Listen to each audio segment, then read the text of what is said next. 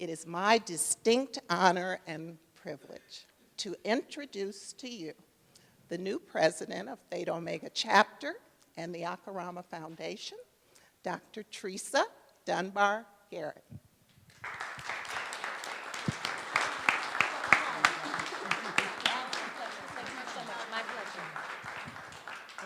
Thank you so much. Good evening. On behalf of the AKArama Foundation Board of Directors and Theta Omega Chapter and all of her members, welcome to the AKArama Foundation Community Service Center. We're so glad to have you here today because this center represents a dream that we've had for almost 50 years, and that was to have our own place of service for the community. We were very lucky to be awarded this space in the Woodlawn area. That is what we do, is serve others. And so tonight, this is a culmination of all of our dreams and our hopes. The Great Conversations Lecture Series has been a fantastic partnership. It has allowed us to expand not only our minds, our souls, but to be intellectually stimulated and to be able to provide more service to the constituents of the Woodlawn community. It has also allowed us to build great partnerships with great people.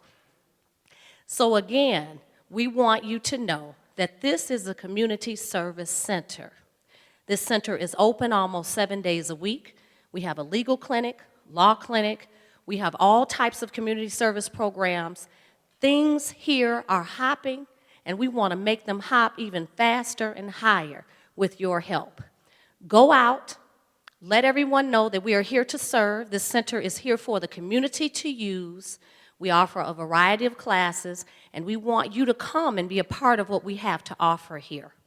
We're also seeking to expand partnerships as we are a community service-oriented organization. So please know that we welcome you here tonight. We are so glad to have you. This is really a culmination of a fantastic effort, and I want to thank everyone involved and just let you know that you're welcome here. Take advantage of what we have to offer, because we're certainly going to take advantage of all of your minds and your strength tonight. Thank you so much, and thank you very much for being here. It is such an honor and a pleasure, and we're going to get on with our program because you did not come to hear me. All right. Thank you so much, and have a great evening, and thank you again for being here, and thank you, Bart, for the opportunity. Thank you. Looking forward to it.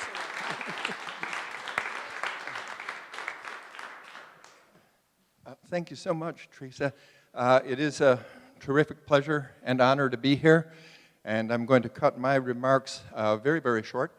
Our distinguished speaker this evening, Professor Danielle Allen, is indeed more distinguished than I could possibly communicate in any short space. She is the UPS Foundation Professor of Social Sciences at Einstein's old home, the Institute for Advanced Study at Princeton. She's the former Dean of the Humanities at the University of Chicago, holds 2 PhDs, MacArthur Genius Grant winner, the author of one book after another, a few of them, Why Plato Wrote, The World of Prometheus, the one you see for sale out there, Talking to Strangers, Anxieties of Citizenship Since Brown versus the Board of Education. I wanted to call your attention especially to this one because it is particularly important for the organization of which I'm the director, the Civic Knowledge Project. Danielle Allen is the founding mother of the Civic Knowledge Project, now almost 10 years old. We're looking forward to celebrating in a big way next year, and hope you'll all come back. The Civic Knowledge Project has a certain mission, and this is how Danielle defined it when she founded it. The mission of the CKP is to develop and strengthen community connections, helping to overcome the social, economic, and racial divisions among the various knowledge communities on the south side of Chicago. We believe that the free and reciprocal flow of knowledge is empowering. Working with many of our local collaborators, we, one, provide educational and humanities programming, linking the University of Chicago to other knowledge communities. 2, develop institutional policy for the exchange of knowledge among different local knowledge communities, and 3, serve as an educational and organizational resource for our community. Well, overcoming the social, economic, and racial divisions is going to be a pretty long road. But I must say that it's absolutely joyful work. If you want to find out what that really amounts to, you should read her book, Talking to Strangers, because it's in this work that she talks about the history of the University of Chicago, how to develop a better model of community relations, and how, indeed, to share power and make both the university and the neighborhoods surrounding it that much richer. So I owe her a great debt personally. The Civic Knowledge Project owes her a great debt. I would like to go over and recognize all of the wonderful people here, but I think since she has a flight back coming up all too soon, that I better just go ahead and turn things over to our distinguished guest and founding mother, Professor Danielle Allen. Please give her a very warm welcome.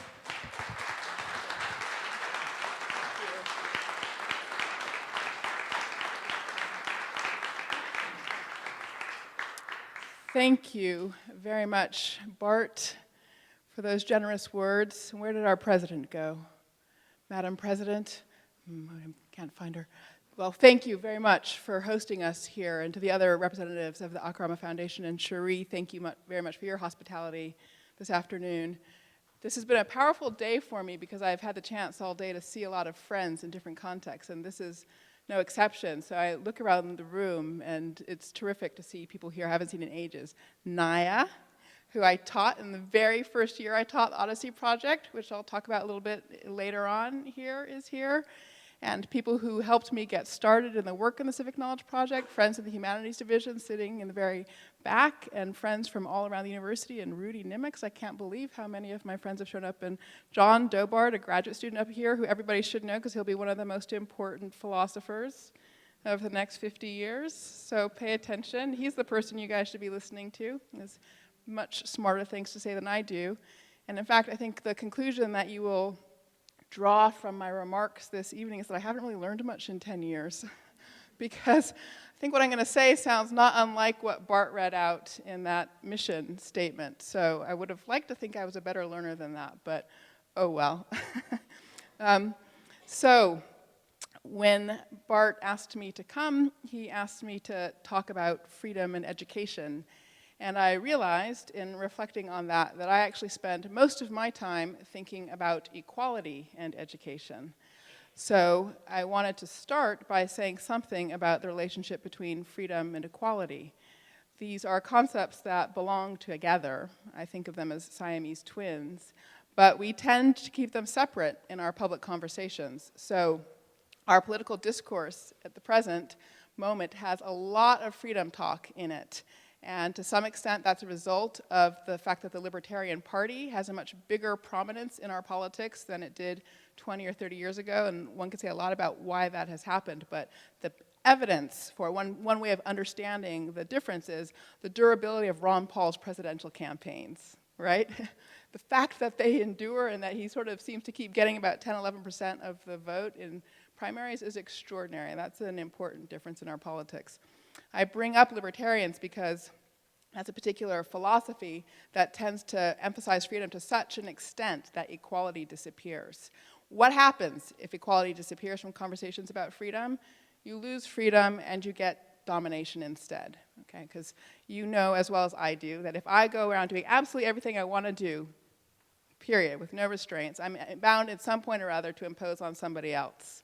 And when I impose on somebody else, that's a reduction in that person's freedom. So if we genuinely want to pursue freedom, we have to think about the egalitarian basis for doing that.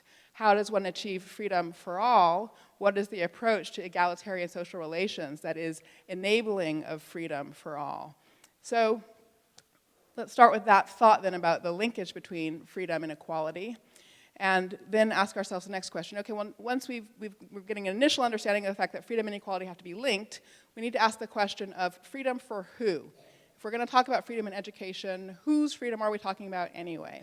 And we might think about the freedom of a nation, a whole polity, collectivity of people.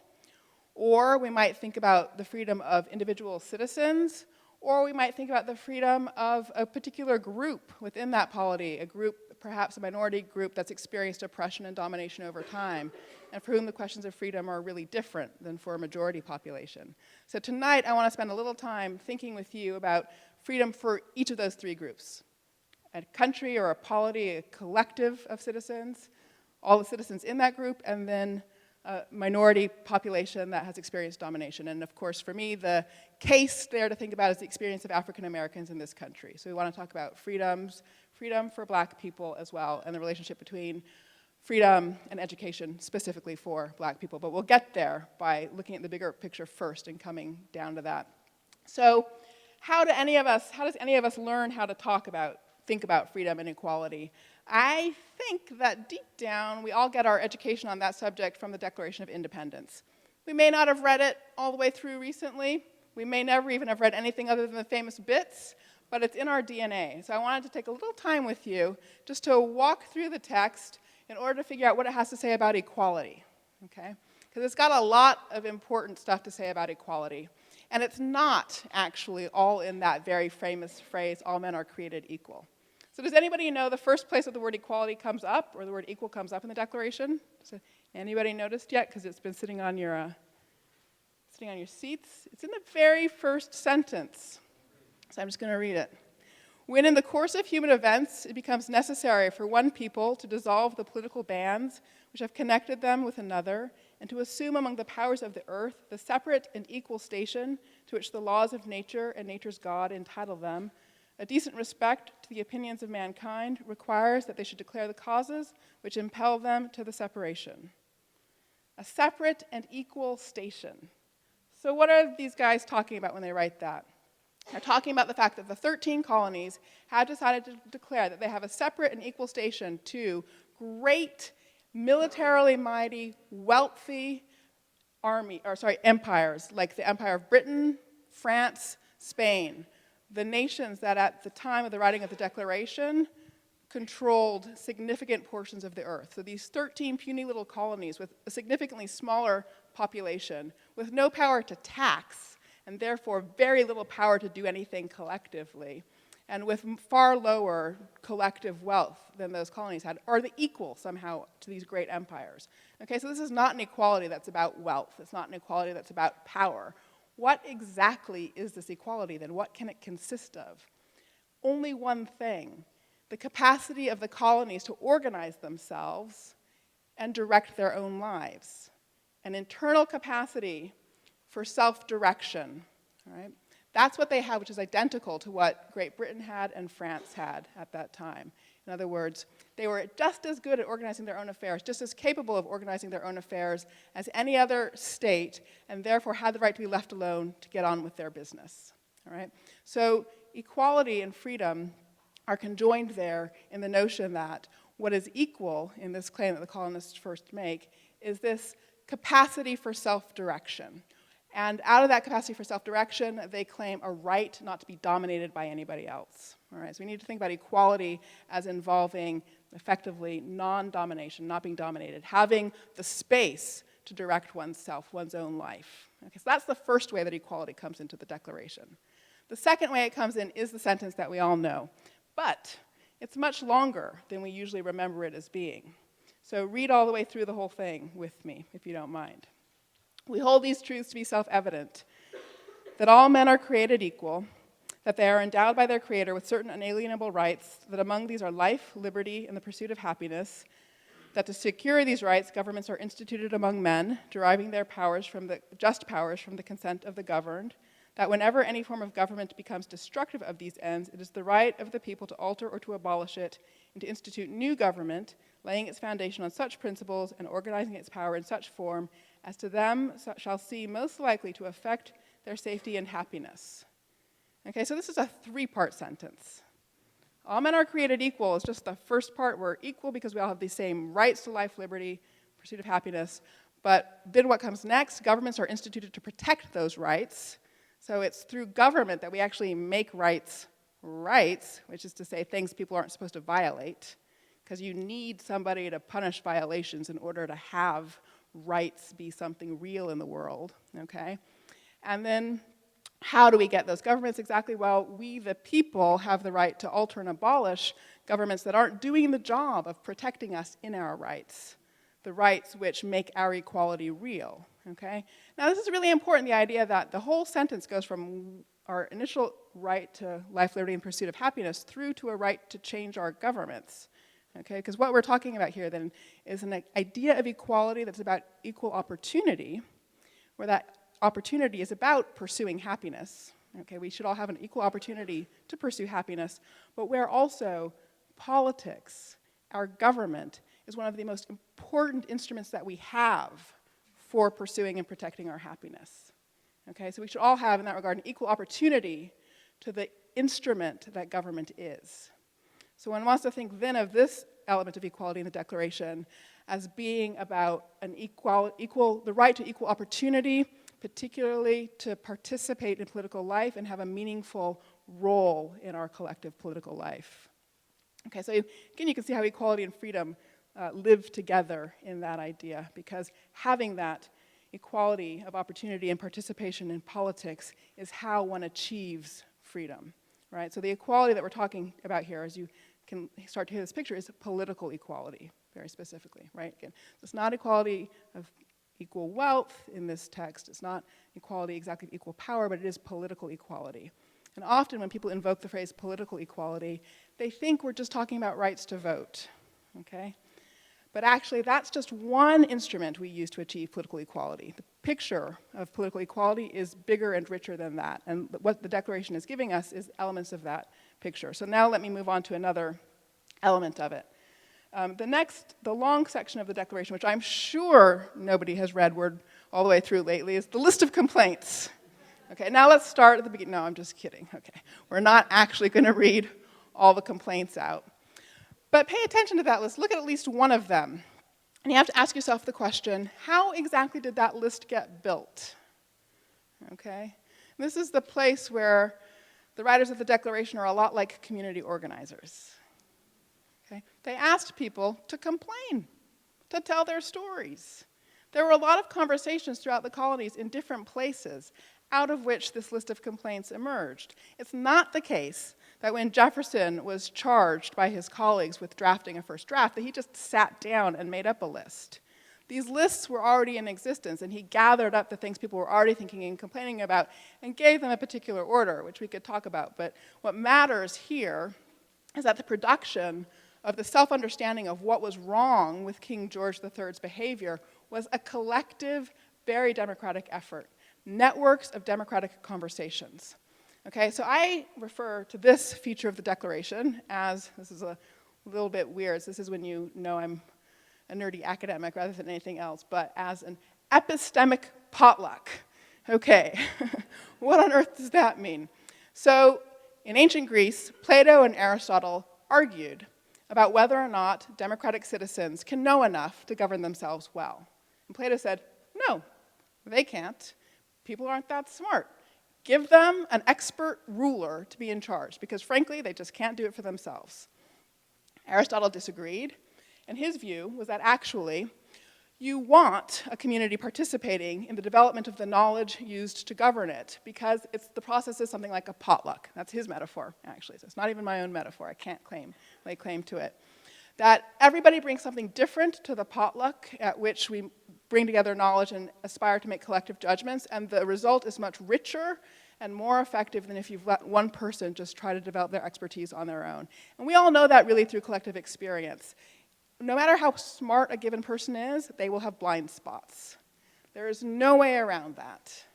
So the only way to avoid the weakness that comes from believing you can rely on expertise is to build a world where genuinely a community can work together to generate the knowledge that it needs, that it can have a potluck approach to building knowledge, an epistemic potluck, okay? So now you guys can use that too and sound just as nerdy as I sound.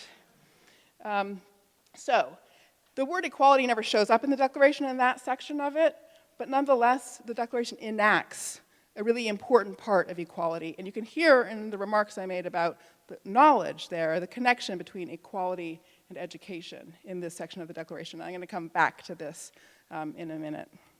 Okay. So that's three so far, like 3 facets of equality in the Declaration. The first was non-domination. The second one was equality of opportunity, and particularly the opportunity to participate meaningfully in politics. And then this third one is the epistemic potluck. Now let me take you to the fourth. This is actually my favorite, but it's sort of the hardest one to see. At the end of the list, there's a paragraph that begins, "In every stage of these oppressions." Okay. And this is a fun and funky sentence, this one. Okay, because the next word, "we," is capitalized. This is a tiny detail, but I'll share it anyway. Jefferson did not capitalize the "we" when he wrote the draft. Okay, that was actually a capitalization that came in through the work of the Continental Congress. And so I like to say, this is the moment in this sentence, and I'll explain why in a second, that "we the people is born." Okay? So how is it exactly that "we the people is born" in this sentence? Well, what happens in the rest of the sentence? "We have petitioned for redress in the most humble terms. Our repeated petitions have been answered only by repeated injury." Okay. So first of all, this "we" has collectively come to an understanding of their situation. King George III has violated some very basic rights to be not protected from the depredations of military. There's a long list of things. Okay, so they've collectively understood their situation. They've collectively decided on a response.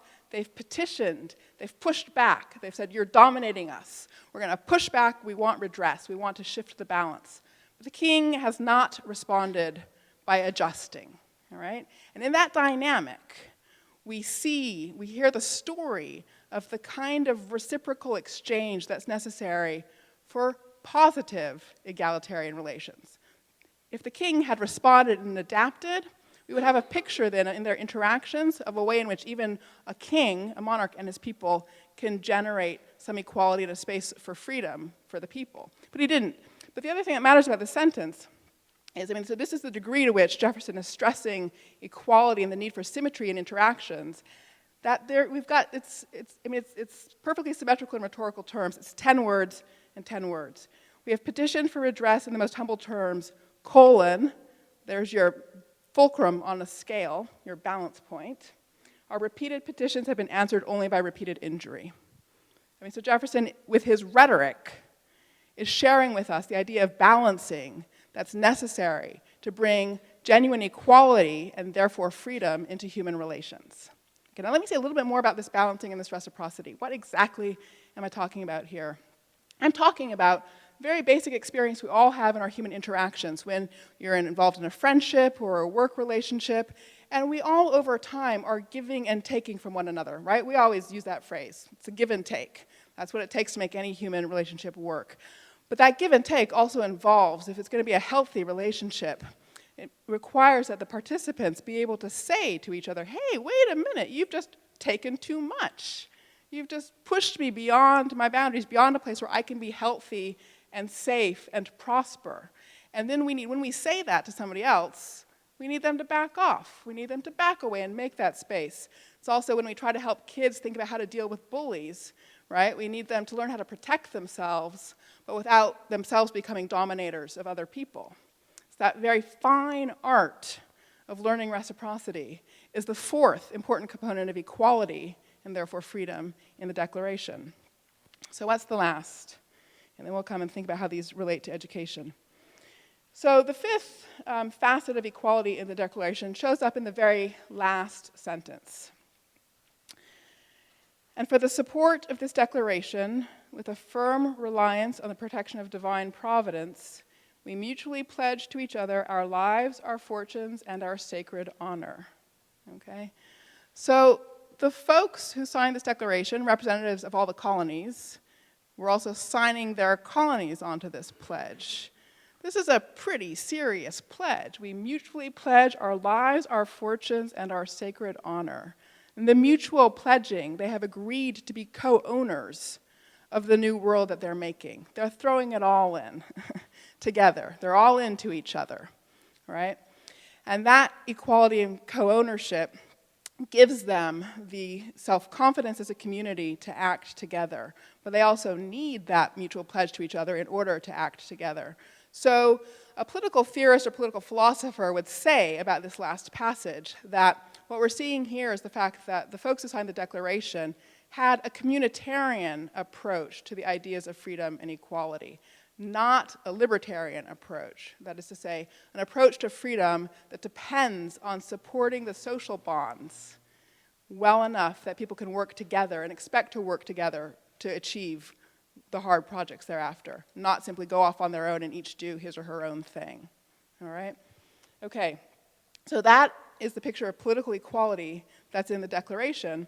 How can it help us think about education in the present context? How can it help us think about freedom for the nation, for the citizenry as a whole, and for, in particular, African Americans in the present moment? So I take the lesson of the Declaration on this front to give us a very demanding expectation for what we all need to learn before we can be effective citizens and live freely. Okay? So in order to be an effective citizen and live freely, then one needs to be able, I would say, to practice the sort of art of political equality that's captured in this text. So how can we all learn to practice this art? What do we need to know in order to practice it? We need a set of skills that will keep us from being dominated by other people. We need the kind of skills involved in this reciprocal give and take so that we too can learn how to be flexible, to bend when we need to bend and make space for other people.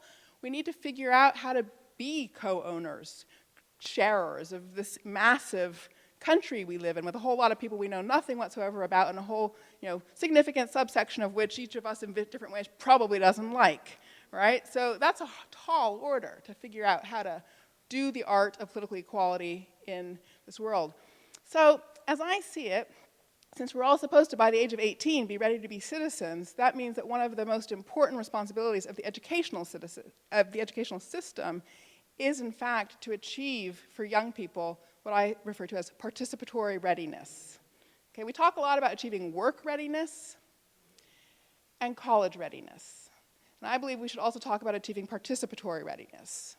So that's to say, not just be ready to go out and get a job, not just be ready to go out and go on to college if that's the right thing for you, but also be ready to work in the public sphere as a co-owner of the polity, to identify problems, to help shape the narratives about problems, to help find solutions, and where necessary, push back when other people are taking up too much space, or respond when other people tell you you're taking up too much space, and to participate in those negotiations. That's partly a matter of doing the basic things like voting, serving in juries, and so forth, but it's not just that. It's also about taking ownership in the cultural sphere. A lot of you here work in cultural organizations, and that kind of ownership is a critical part of participating in building the world that we have. So how well are we doing at achieving participatory readiness in our K-12 system? And what might we do better in order to enhance that? An important thing to know about how we're doing is that there's a massive participation gap in the same way that there's an achievement gap in terms of grades. So with regard to the achievement gap for scores, test scores and so forth, the way of thinking about the gap between sort of average scores of white students and then the average scores of African American and Hispanic students is that the average white student at 12th grade, the average African American or Hispanic student in 12th grade is performing at the same level as the average white student at an 8th grade level. Okay, so there's about a 4-year achievement gap, okay, which is unacceptable. Right, and that's something simply, and we talk about that a lot in our public conversation, so we know that that's unacceptable, and there's lots of ways in which people are working to change that. But the participation gap is also substantial, not just across race lines or ethnicity lines, but more importantly, even across socioeconomic lines. So kids who graduate from college vote at just far higher rates than kids who don't graduate from college. But only 30% of our population has a college degree. And while that number is going to inch up, it's not going to be jumping through the roof anytime soon, which means we need to make sure that people who don't have college degrees are engaged in participating as well. So what about the content of the education then that might make a difference here? So the point I'm trying to make with all of that information is that, by age 18, we have a really high standard to meet, and we're not meeting it right now. So lots of wise heads need to be brought to the problem. So what does it take to achieve participatory readiness? There's some great work in New York that comes out of something called the Campaign for Fiscal Equity, which is an effort to, in effect, equalize school funding in New York State. And the folks who have been leading the case here, a lawyer named Michael Rebell, took up an argument in the New York context about what the New York Constitution means when it says everybody has a right to an education that will bring them to civic functioning. Okay, so the New York State Constitution has a right to education, and it has a commitment that that right should bring everybody to a point where they're ready to participate in the New York political system. And the argument in courts was over whether or not that was an 8th grade or a 12th grade education. And so Michael Rebell and his colleagues analyzed the kinds of texts that jurors have to deal with as a way of asking the question, well, what exactly do you have to be able to do in order to participate effectively as, for example, a juror? And the texts that jurors face are extremely complicated, the kinds of material that they face, and require a level of language arts ability beyond what we conventionally aspire to in K-12 system. On the basis of this, they won the case that in New York State, it's a 12th grade education that everybody has a right to, and not just an 8th grade education that has to be of a certain standard, and that then led to a judicial order for increased funding for the system. All the funding has not flown through as of yet, but the structure is there. But what particularly mattered to me in this case was the identification of the verbal arts and a very sophisticated sense of what's involved in the verbal arts as at the core of participatory readiness. And this makes sense if you stop and think about it, because everything that we do in politics we do through words, right? And at the end of the day, we really need to think of words as a source of power in the same way that money is a source of power and physical strength is a source of power. And we often forget just how valuable words are as a force of power.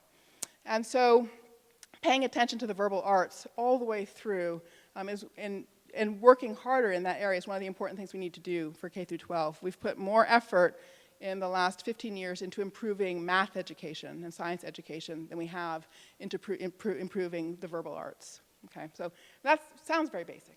It is very basic.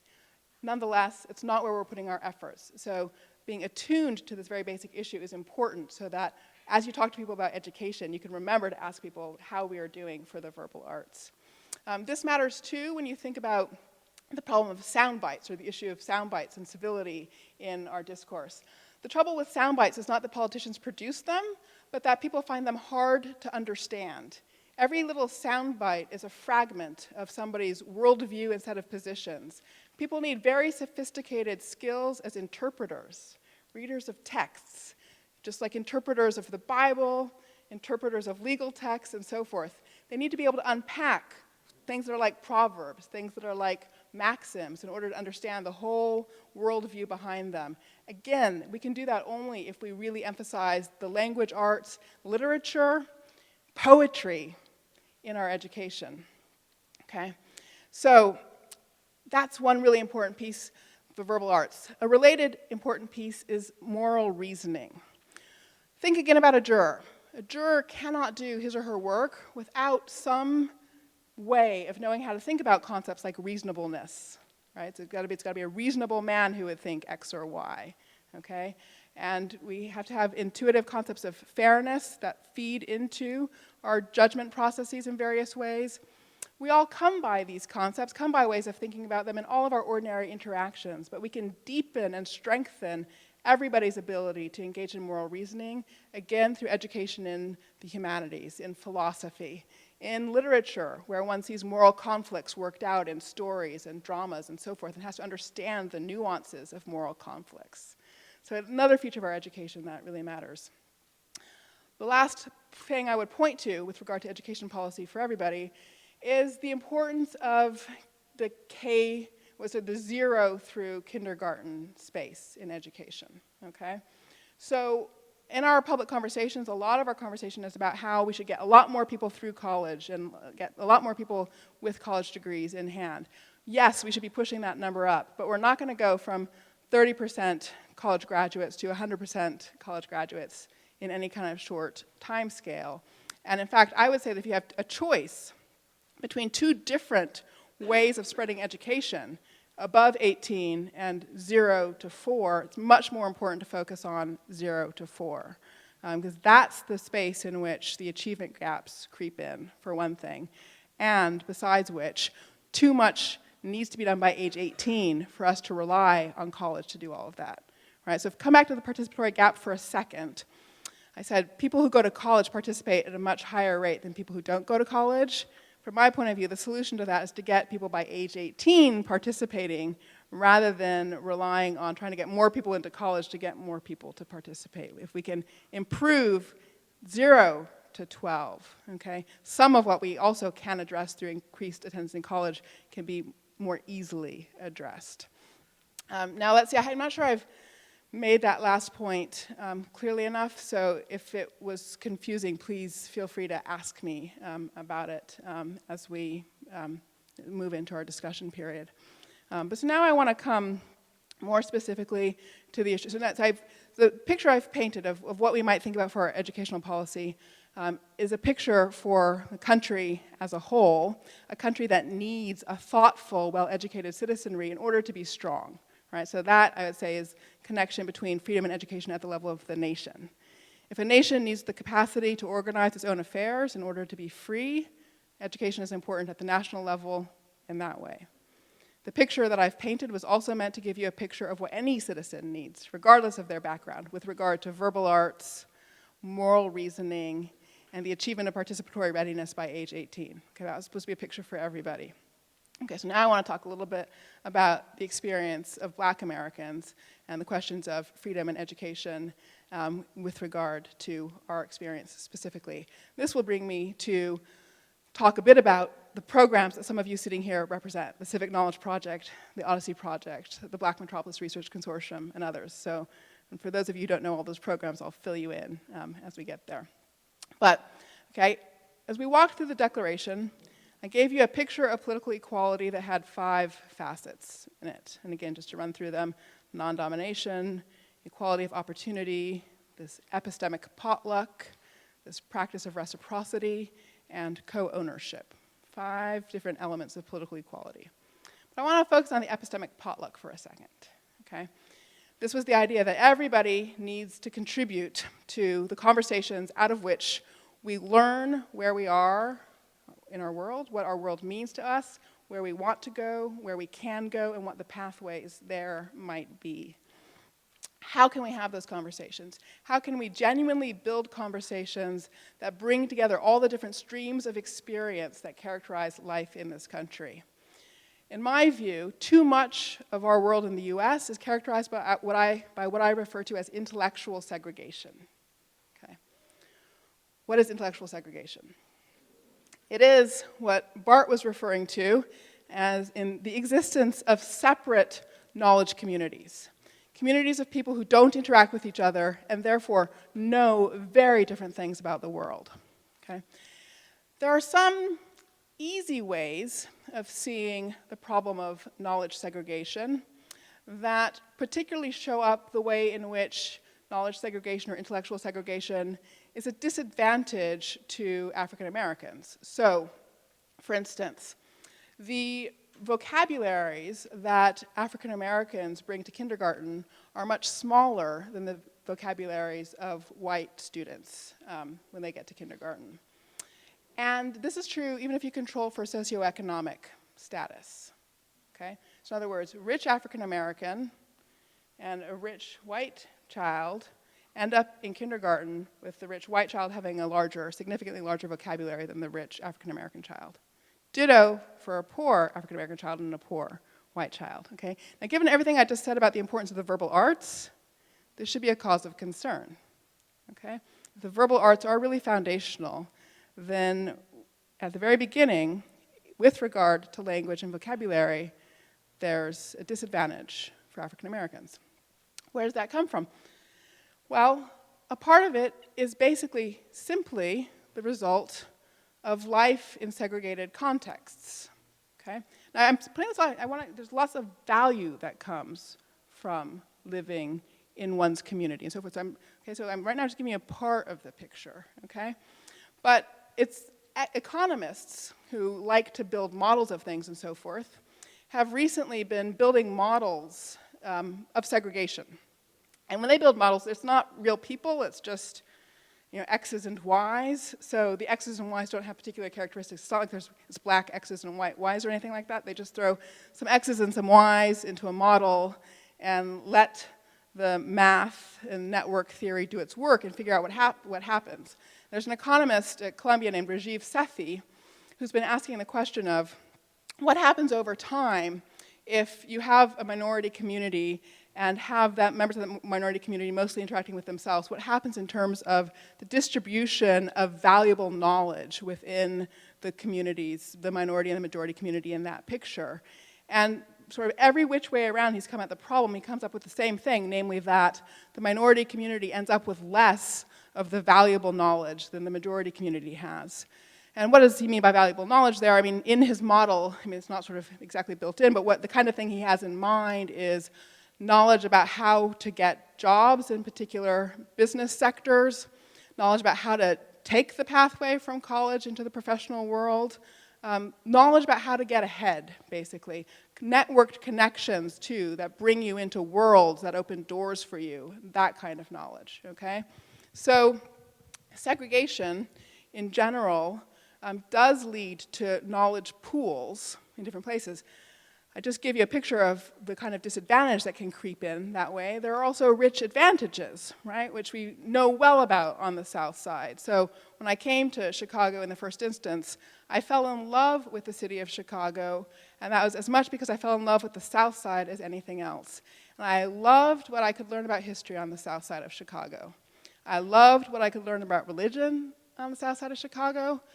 I loved what I could learn about the arts on the South Side of Chicago, and I couldn't learn any of the stuff I was learning on the South Side at the University of Chicago, okay?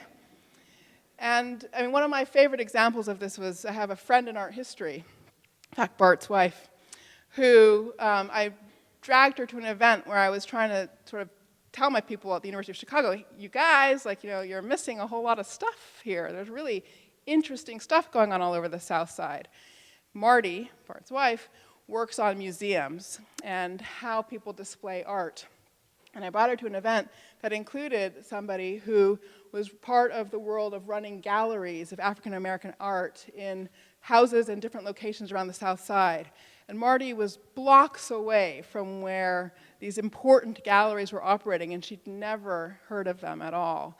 And I think it was a really eye-opening experience for her. And this is an example of what I mean about how there are bodies of knowledge on the South Side or in a community that is in some ways separate from or apart from other communities that don't always register, aren't seen, but are immensely valuable.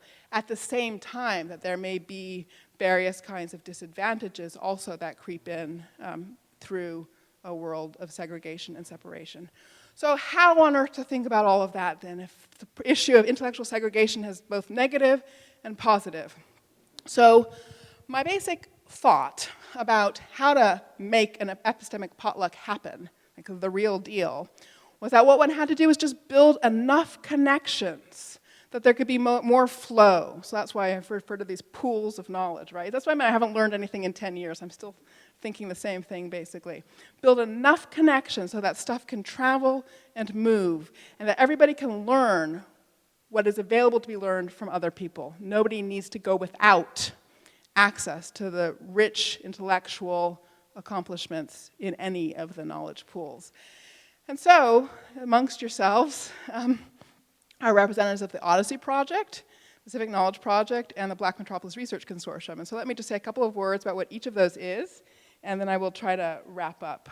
And this will also explain why it's been such a powerful day for me today, because I've had the chance to visit with everybody who's working on each of those projects now. So,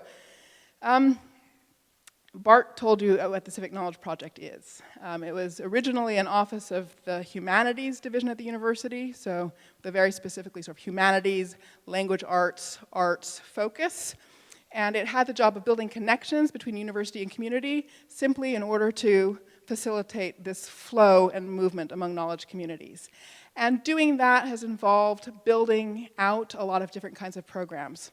There's Joni Friedman, who works on something just called the Network, which is a network of Southside arts and culture organizations, the purpose of which network is to make visible the wealth of material, and wealth of activity on the South Side in the arts and culture, to provide capacity building opportunities for participants in that network, and also to bring university and community in collaboration around specific kinds of projects, whether it's jazz programming, or Joni's working on a terrific project now that's getting board members for small-scale Southside organizations from the staff community at the university. This is an interweaving of communities, right? That's all I'm talking about at its fundamental level. But think about what that interweaving means in terms of what moves along the connections that we have when we are with people who are a little different from us or come from a different place. Social scientists like to talk about social capital. People power is what I call that. And when they talk about it, they divide it into two kinds: bonding social capital and bridging social capital. Bonding social capital is what you do with all your relatives, basically, when you get together and pull off something like a family reunion. It's with people like yourself, you make something happen, and you've got bonds of solidarity and loyalty that make that easier to do, trust. Bridging social capital is much harder. You don't start off with that initial trust, but what it brings is this exchange of knowledge. And the kind of knowledge that you generate out of bridging relationships is just across the board more powerful than what you can generate out of bonding relationships, because of that same blind spot issue. If you're always hanging out with the same group of people, over time you're going to develop blind spots, and there's just stuff you won't see, and one day you'll get slammed by that thing in your blind spot. Bridging relationships are what protect people from that and give you the chance of seeing things that are coming from different perspectives and places. So that's what the network is, basically. Via the world of culture, an incredible set of bridging relationships, and where the goal, again, is to strengthen everybody's ability to participate as Du Bois says, a co-creator in the kingdom of culture, okay? So that's the goal, is for all of us to enable us all as co-creators in the kingdom of culture. Okay, the Odyssey Project provides humanities courses to people who have fallen out of the traditional educational pathways, both with the goal of reinvigorating the education in the language arts and humanities and critical thinking that I've been describing, that I take to be the core of preparation for citizenship, and also with the goal of helping people get back onto an educational pathway when they've fallen off of it, giving people in some sense a fresh start. And Amy Thomas Elder, who's here, is the director of that program and can tell you lots about it, but it's been up and running for 10 years, and again, one of my first students, Naya, is sitting right there, and I mean, the incredible essays Naya wrote blew my mind. And again, I mean, this is, why build this as a partnership between the Illinois Humanities Council, the University of Chicago, and the students, members of the community. The reason to build this is because talent and the capacity is everywhere, and the kinds of resources that the University of Chicago has should be available everywhere, right? And the idea that those resources just live and circulate in a small space seems to me inadequate. If we genuinely want to build a culture that is capable of building up the intellectual resources we need to be effective democratic citizens, then we need to make sure that the kind of knowledge and resources that circulate in places like the University of Chicago flow out of them as well, and connect to other communities so that those communities too can build up such resources for themselves. Okay, so the Black Metropolis Research Consortium. It's the last one I wanted to mention a little bit. And Richard Uddick from Roosevelt University, is a board member who's here, and Kathleen Bethel from Northwestern, another board member, is here. And, sorry, did I miss another BMRC person? Okay.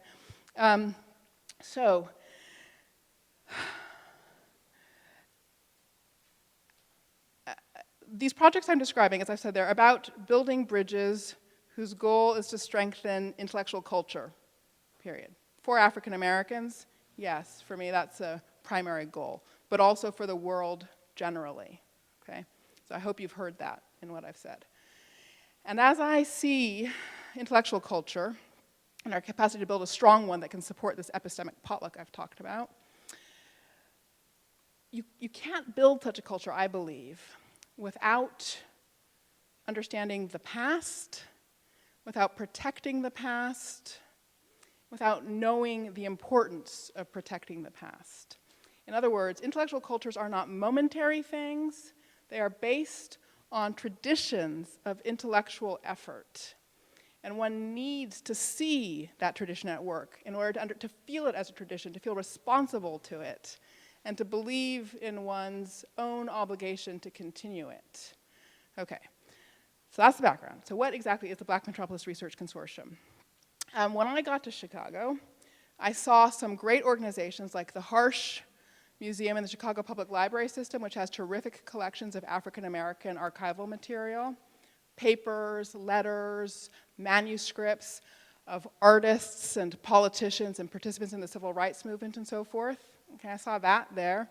I saw the DuSable Museum, which had a wealth of other archival material, but which nobody could ever see because it was in basements, it wasn't cataloged, it wasn't processed. I saw incredibly valuable stuff of a similar kind at the University of Chicago that nobody paid any attention to, partly because it wasn't as sizable, say, as the stuff at the Harsh, but it was still important, and pieces of it related to what was at the Harsh, but nobody was really paying attention to the fact that these pieces were connected to each other. Then there was a remarkable Herskovits collection at Northwestern, which is an incredibly important collection of an anthropologist named Melville Herskovits, who did work on the African diaspora. But that wasn't really connected to these other collections I've just described, and on around the city of Chicago. I mean, dare I say, I want to say the most important. Folks in Harlem might object to that, but I'm going to just stick with it. The most important archive of African American intellectual and cultural experience, period, anywhere. And nobody was taking care of it. Okay? Nobody. A little bit Harsh was taking care of it.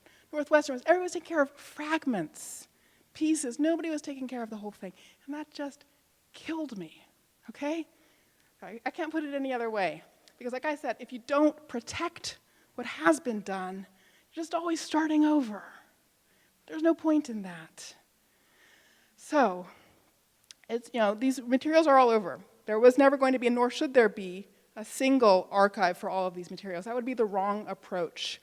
The Harsh has done a magnificent job. Northwestern is a very proud owner and has treated its materials very well. Across the board, everybody rightly was doing something with their piece. So the question was how to build a collaboration out of which we could make a single archive, okay?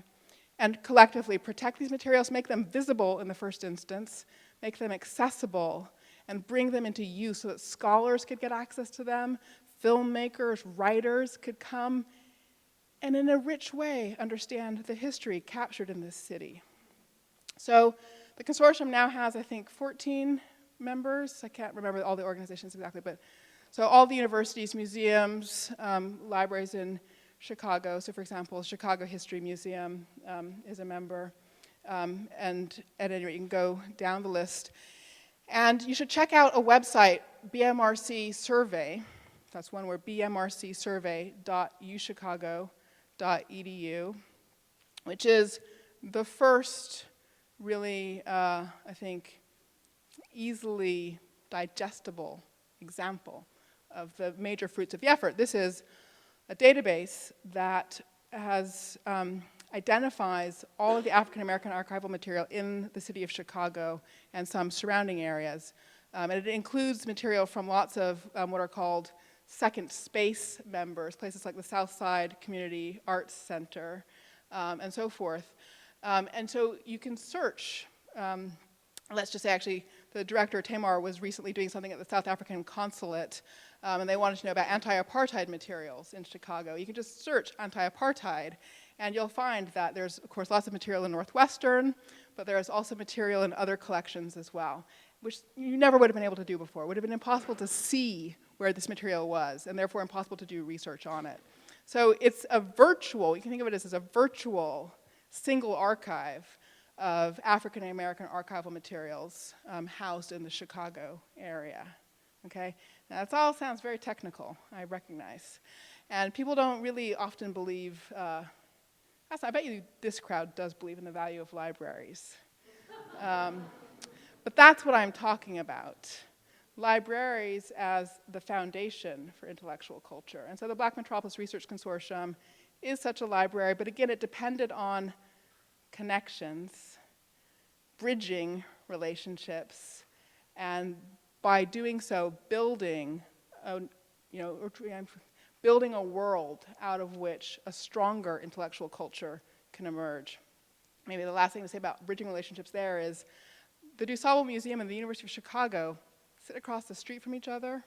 They had never not once, collaborated, not once, okay? So they do collaborate now, and through the BMRC is the first version of doing that. And that's what I mean about the problem of intellectual segregation. The idea that those two organizations never collaborated? What kind of world is this? We each have things to learn from the other.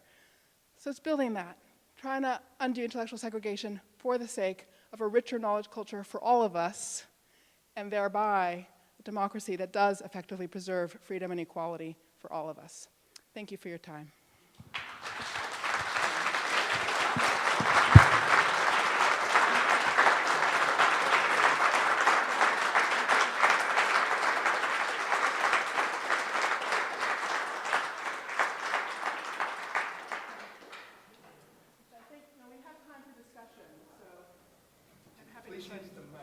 Okay, I'll keep using the mic.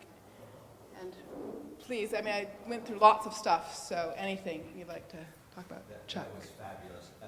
How do you go from the first paragraph, separate and equal, to separate but equal? Thank you. I'm so glad you asked that question.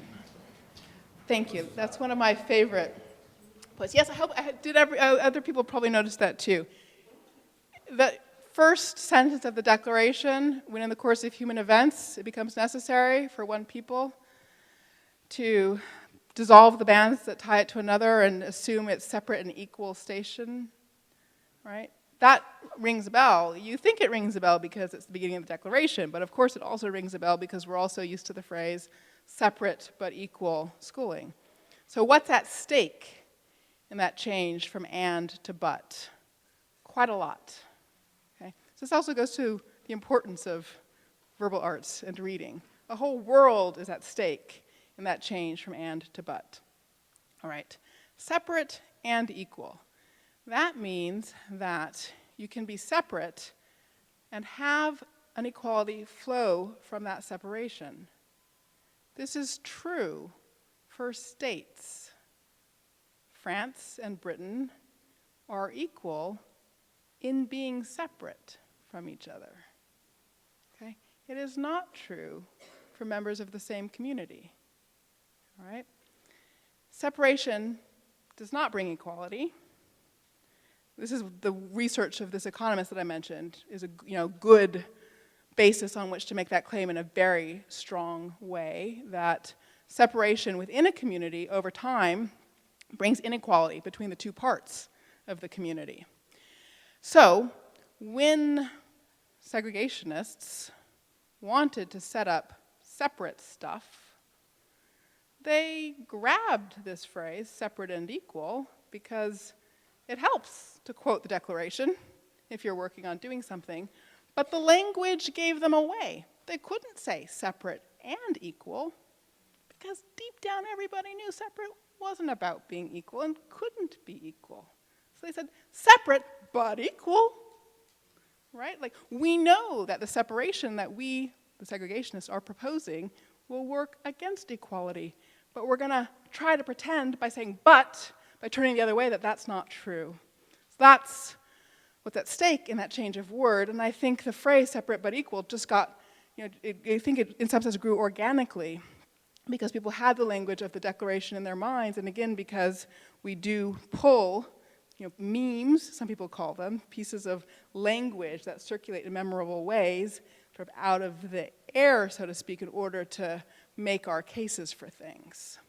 All right, so they took a cliche, because it's got that a good charge, but they twisted it because the language got away from them and told the truth. Rajiv Sethi, S-E-T-H-I. And he's got one good kind of digest of his research that came out in Science. So that would be the place to look for it if you want just a kind of quick overview of what he's been doing. Yes, Patrick. You spoke about words as a source of power. Do you have any thoughts about the visual image as a source of power?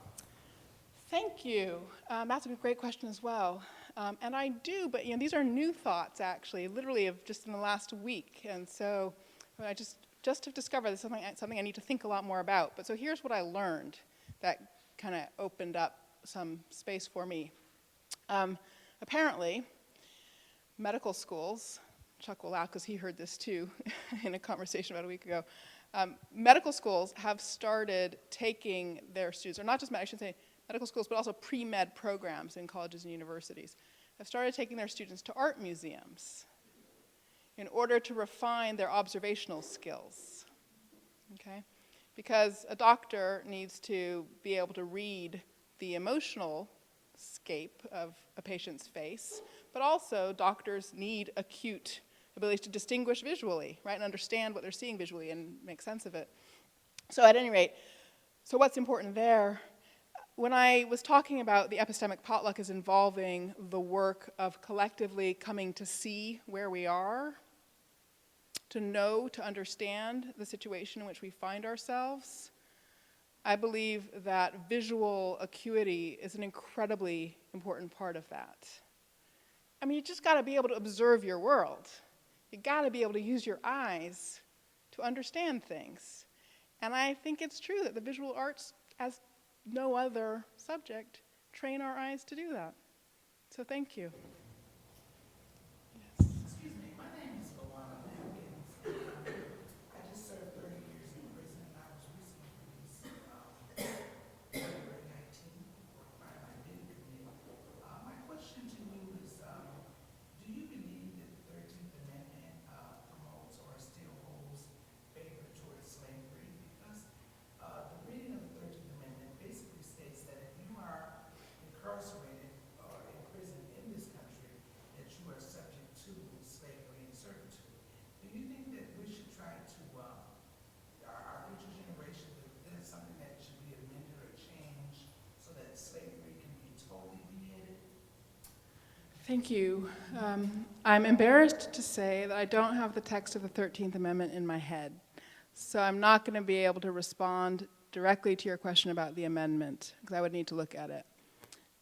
But let me just say something about incarceration instead.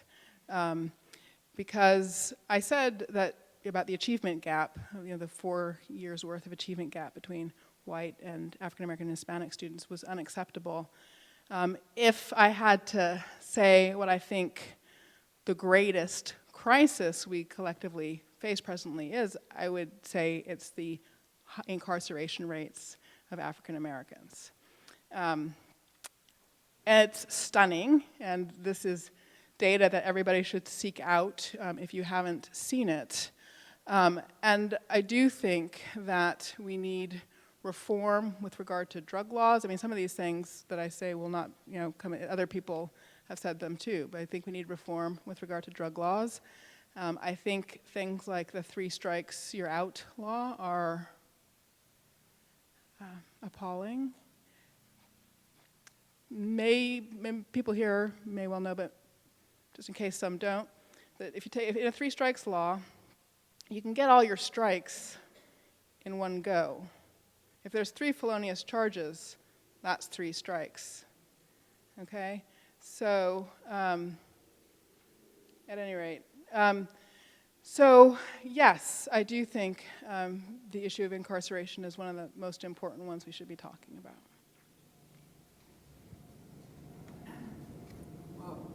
Danielle, in the history of this country, which do you think came first? The economic consideration or the racial consideration? Which chicken or the egg? Which one? Right. No, thank you, Rudy. That's a great question. You brought up another set of issues I hoped to raise, but I had too much material, obviously, as you can already tell. So wealth, race. How do we think about the relations among these things? I've used the phrase achievement gap, I've used the phrase participation gap. There's also a wealth gap, right, between African Americans and white Americans. And there's a lot to be said about that. The way I am thinking about it at the present moment is to recognize that the concepts we have about citizenship and political participation are concepts that we've inherited, that were constructed over hundreds of years by philosophers in the 1600s and 1700s, and then that fed into the founding work in late 18th century for this country. Those concepts were all built around the idea of property. Okay? And we see this and feel this every day, even without knowing it. So if, for example, you want to pay attention to newspaper reading, who's reading the newspaper? And I don't mean newsprint, I just mean, you know, the text of things we used to call newspapers. There's the strongest correlation, there's a correlation between education and readership and so forth, but the strongest correlation is between property ownership and readership.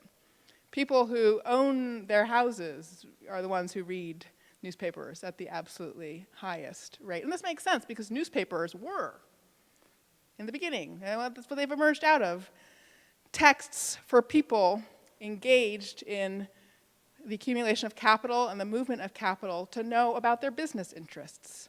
And the reason the business section of the newspaper is the hardest to read for people who aren't in business is because that's the section of the paper that is written from the point of view of expertise. Okay? It's because it's the only section of the paper that is, you know, really that rests, that in order to read it, you have to be a professional, really. I mean, you know, one can learn to read it, right? But really, otherwise, everything else is written, you know, for an 8th grade reader. And they aspire to that in the business section, but it's built, it rests on expertise because that's what newspapers were for, okay? So a hard challenge, a really hard challenge we face, I think, right now, is to think about engagement, a sense of ownership of our world and so forth from the perspective of people without property. How does one acquire such a sense of ownership of our world without property or wealth, however one wants to put it? So I think one can make progress without, I don't think the progress in political engagement and in achievement and so forth depend on wealth. I don't think that the wealth gap has to be solved in order to solve the achievement gap and the participation gap. I think if you solved the wealth gap, you would solve those other things. But I don't think that's the only part of the way forward. In other words, yes, the African American community needs to be a wealth building community. No question about that. But that's not the only thing that that we need to do, nor that the country as a whole needs to think about in terms of thinking about achieving equality across the board. That's how I would put it. Try to see in the back. My question centers around the African American Hispanic community in particular. I'm curious as to what you would suggest as ways for us to reach across our intra-segregated, if I can have a little liberty with vocabulary, gaps, because that gap is becoming larger and larger with youth incarceration, pregnancy, and things like that. We are fortunate to be able to have the connections that we have, but if I go out there to the corner, how do I get them involved in it? And you may not be familiar with my area, but how do I do that? I'm not sure, I'm following you entirely. I'm not sure whether you're asking how does one build connections between African American and Hispanic communities, or? In our communities, because we have segregation within our own, within our people group. Right. And so how do we do that? I mean, those that have the access, Right. how do we reach in? Because that gap is widening. Right. Well, I would like to congratulate the founders of this facility, Cherie, Therese. In other words, I think, lots of scholars have written about the fact that one of the losses within the African American community of the period the post-segregation period is, during the period of segregation, there were much tighter connections across class levels, right, within the African-American community. And now, paradoxically, thanks to wonderful successes, people who do well are able to move into different neighborhoods, have different opportunities, and you have an increasingly ever more isolated class at the lowest socioeconomic level. I think we need to celebrate examples of people who have great achievements and have built up resources who are turning around and saying, I haven't left my community, I want to keep working with the community. And at the end of the day, so this is a very sort of specific answer to the African American context, I mean, family relations continue to straddle all those socioeconomic levels. So, I mean, I think if we take those family relations seriously, we need to reinforce taking those relationships seriously so that we continue to do the work of pulling each other up. Yes. Yeah, I wanted to, I think, build on this gentleman in front's question. You talked about libertarianism. Like, there's a left libertarian tradition and a right libertarian tradition, which you're probably more focused on. And the difference is property rights. And what I'm wondering is, like, it seems to be the dominant ideology in like Fox News and things like this, and it allows people to blame poverty on poor people. It almost becomes a religion in which people think the private market is going to solve all the problems. And we've got going on in Chicago is ground zero for the privatization of a lot of schools in Chicago in the form of charters. I work at one which is unionized. So I'm wondering, like, where do we find the language to engage, either to engage with these people in like a serious discussion or to counteract the effects of, I don't know if that makes any sense. Yes, no, you are. Let me see, let me try saying it back to you and see if it's still the same question. So what I understood you to be asking was that many people say our public conversations have become extremely polarized to such a degree that it feels impossible to have conversations across ideological divides. And you're asking, should we aspire to have those conversations? How do we do it? Or do we just not try to do it? Was that a fair representation of your question? Specifically this, private property, wealth is something people earn. It's, right. The sharing community, these values you were talking about in your speech about freedom, versus this kind of ideology of what's mine is mine, I got it because God loves me, or I'm better than you, or you're bad, that's what it was. So the specific example, not just the general problem. Right, thank you. Okay. So, I mean, in the first instance, I don't believe ever in ceasing to speak across boundaries. But there are lots of ways of talking, and adversarial ones are also part of the mix and should be used effectively. So what do I mean exactly by that? It's not, conversations can progress in more than one way. So it's not the case always that what one needs to do is sit down with somebody with whom one disagrees and sort of hash it out right then and there. Sometimes what one needs to do is build an equally strong counter-argument in the public sphere so that then the counter-arguments can duel it out, basically. So from my point of view, with regard to the specific question you raised about the communitarian account of freedom and equality that I gave versus a libertarian account, yes, it seems to me that we need to rebuild and revive the kind of communitarian account that I articulated here. Right, so a lot of what you heard me talk about today came out of a book I'm writing on the Declaration of Independence right now. So my goal is to do exactly what you just laid out, to add a voice, a strong voice to the public conversation, and hope over time to bring other voices onto that side so that there's a counterweight. And there's long and complicated stories about how do you get voices in one place or another onto media or not. How do you actually shape the public conversation?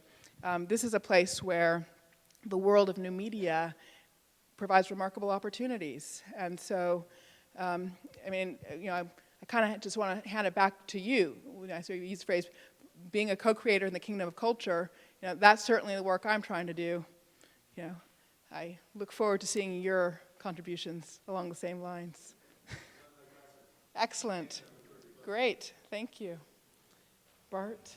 I've got to get into a few things here quickly. Firstly, family honor. I've got to say that Marty would say 10 years after that she's very glad you have kept the same philosophical arguments going strong. She has learned a lot living with the Civic Knowledge Project day and night, so she wishes she were here. She's at the Institute for Advanced Study of all places, but at any rate, she has made up for lost time. And secondly, a few quick thank yous. The AKArama Foundation, our wonderful hosts here, want to make sure everyone appreciates just how important they are in building these relationships Danielle has been stressing.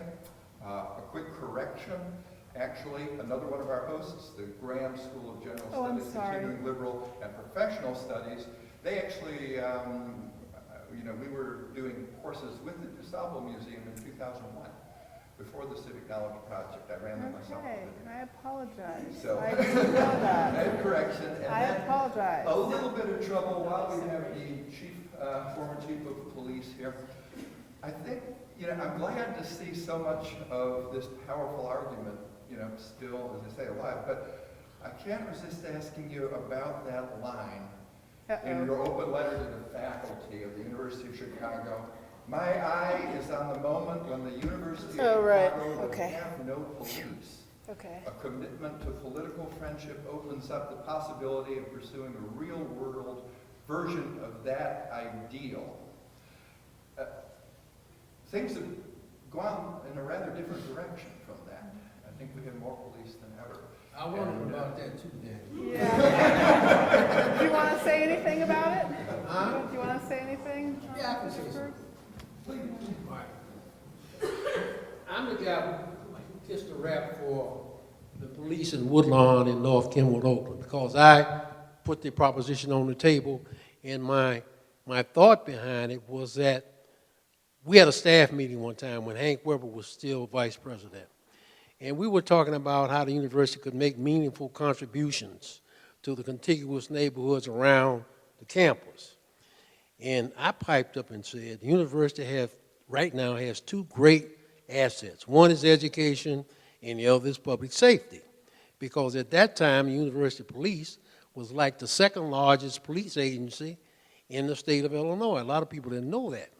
And after I came in 1989, I made sure that they acquired all the powers and prerogatives of a regular police department.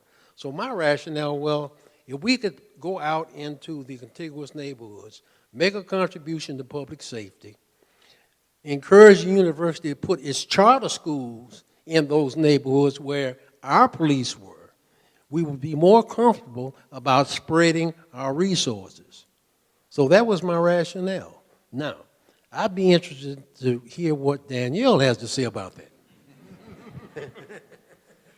No, I mean, we're not actually on different pages. The only difference is that my view would be you had to do that because the city hasn't done what it should have done. So it shouldn't be a university that's having to make the streets safe. That's really the core of the idea. But there's more to the idea than that. It's not just a matter of, the point is really about levels of policing as well. And in some sense, I think my view is non-controversial in that the better world is always the one in which fewer police are necessary, much as we love our particular police chief. Okay? I don't want to put you out of a job, Rudy, but nonetheless, we've simply, it's just that's just straightforward. The better world is one where we need fewer police. So then the question is, how do you build that world? That's what I was trying to get at.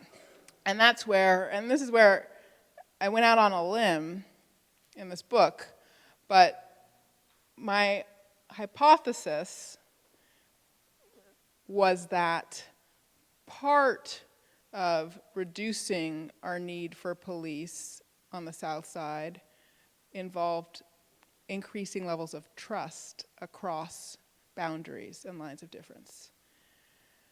A second part of it, which my book doesn't really address, would be increasing a shared sense of ownership for a community across lines and boundaries, where people who do harm are doing harm to something that they don't take to be theirs.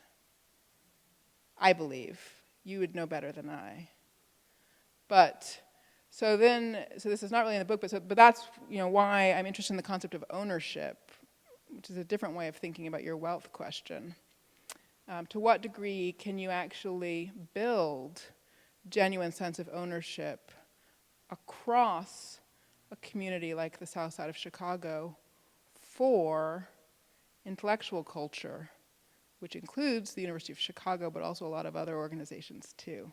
Because again, the hypothesis is that if one could genuinely build a widespread sense of ownership of the intellectual culture on the South Side, that would actually also help reduce levels of crime. Wow, that's really going out on a limb. Social scientists would be getting, knee chopping me by now for all of that. There's a lot of places where there are empirical claims in there that people would want to test and debate about and so forth. But anyway, all right, Joni.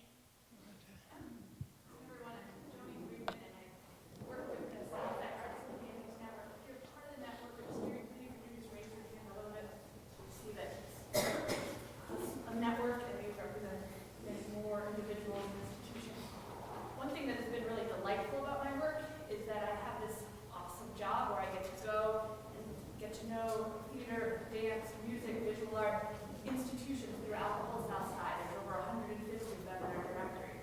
And what I found interesting, that I always go back to your mission statement that was created, and I try to think about the big lofty vision and say, how can we get there? One of the things that I'm so excited about is that the cultural world gives us almost an excuse to get together. We can come together, we can talk about what are the issues that are facing your board, or what are the issues with marketing and fundraising and development. And those things are absolutely important, but in a way, talking about culture allows us to sit in a room with one another, and then the other things that are built into the mission statement can slowly start to take root.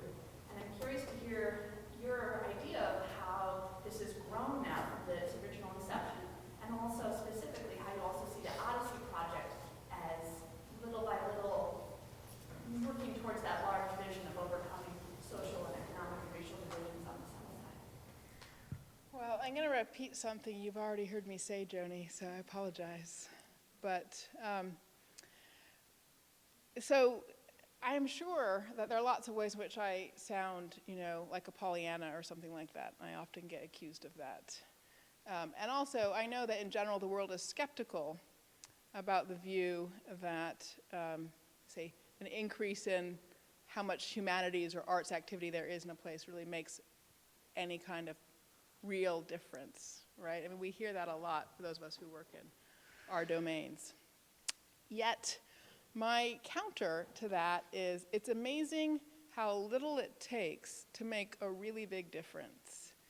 And the example I used talking with you earlier was that the University of Chicago, between 1890 and 1940, graduated more black PhDs than any other institution in the world. Now, how many was that? 40. 50 years, 40 PhDs. But those PhDs literally changed the world. So I mentioned today Nathan Monroe Work, who was the first person in about 1905 to start cataloging lynching statistics. He was a sociologist. His first article was in one of the first issues of the Journal of Sociology. And Du Bois took his research, W.B. Du Bois took his research and used it then in the anti-lynching campaign, and eventually there was enough body of data to generate legal change. And those 40 PhDs who worked in a variety of fields, but lots in sociology, connected to lawyers coming out of Howard's Law School. And in that connection, you've got one of the most important planks of the civil rights movement. Okay? 40 PhDs, That's it. So like, if each of us were responsible for getting one African-American kid through graduate school, we'd change the world. We would. Because like that's how small the numbers are. So that's just one example. But so the point, how does this relate to all of your organizations? I was stunned today, all day long, by the amount of growth. But not only that, but by the way, which the different projects that I started, with many people, started as separate things, are working with each other. And in some cases, accidentally, in ways that I never would have imagined. So for example, the Journal of Ordinary Thought, which is this terrific publication for people who do not have access to cultural participation in other ways to come and write poetry and short stories and housing projects and public libraries and all over the place and publishes terrific poetry. I first connected with because we were just running a poetry reading series in the Humanities division. And just because it happens to be how I sort of move through the world, I was like, I don't just want Mark Strand, Pulitzer Prize-winning poet, to be reading poetry, and I don't just want undergraduates at the University of Chicago to be reading poetry here, but we want everybody around who's writing. And so we had, I can't remember what we called our poetry writing series now that brought everybody together, but at any rate, that's how I got to know the Journal of Ordinary Thought.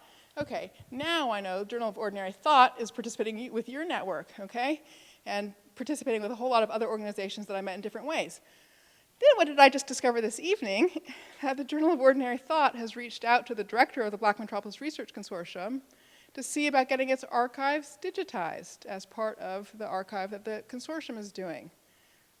I never imagined that kind of set of interconnections. So I guess that's the thing that's been most exciting for me today, is not just the growth in individual programs, but the fact that the world, the interconnected world that I, in some sense, imagined, is becoming real and in ways that I could never have imagined, beyond my capacity to imagine. So, but thank you very much, I'm afraid. Oh, Bart's just stepped out. I had to cancel in December, which I was very sorry to do because I have two little kids, but a little guy at home who at the time was just 2 months old, and he's now 6 months old, but that means I'm going home tonight. And I can see my taxi out there, I'm afraid. So, thank you.